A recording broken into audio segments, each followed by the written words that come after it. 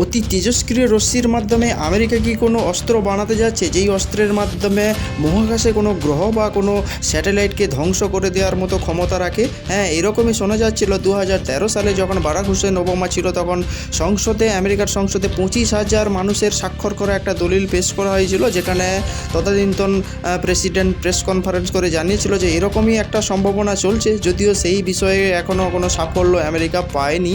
তবে এই নিয়ে আরও অনেক পরীক্ষা নিরীক্ষা চলছে। তবে এই রকমই একটা প্রযুক্তি ব্যবহার করে ইসরায়েল যে আয়রন বিম বা আয়রন ডোম প্রযুক্তি ব্যবহার করে, তাদের মহাকাশে যদি কোনো লক্ষ্যবস্তু আসে তাহলে আয়রন একটা বার রশ্মি গিয়ে সেটাকে পুরো ধ্বংস করে দেয়। এইরকমই একটা কোনো অস্ত্র বানানোর পথে এগোচ্ছে আমেরিকা, এবং যদি সাফল্য পায় সেক্ষেত্রে তাহলে মহাবিশ্বের কোনো গ্রহ বা কোনো স্যাটেলাইট কোনো শত্রু দেশের সেটাকেও পুরো ধ্বংস করে দিতে পারে। তবে প্রাথমিকভাবে এইটা বানানোর জন্য প্রচুর পরীক্ষা নিরীক্ষা এবং প্রচুর টাকা খরচ হয়, কিন্তু একবার বানিয়ে নেওয়ার পরে এতে খরচ সেই হিসাবে আর থাকে না, বা খরচ সেই রকম একটা হয় না। প্রাথমিক পর্যায়ে বানানোর জন্য প্রচুর খরচ এবং প্রচুর পরীক্ষা নিরীক্ষা এতে প্রয়োজন।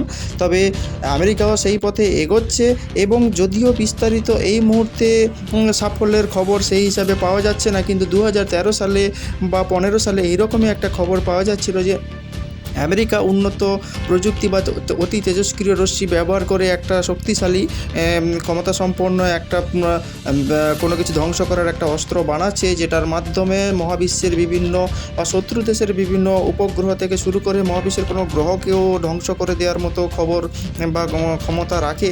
যেটা সেম প্রযুক্তি ইসরায়েল ব্যবহার করছে নিজেদের এয়ার ডিফেন্সকে সুরক্ষিত রাখার জন্য বা নিজেদের আকাশ সীমাকে সংরক্ষিত করার জন্য, যে আয়রন বিম বা আয়রন ডোম প্রযুক্তি ব্যবহার করছে, সেরকমই একটা লক্ষ্যবস্তুর ধারণ করেছে আমেরিকা।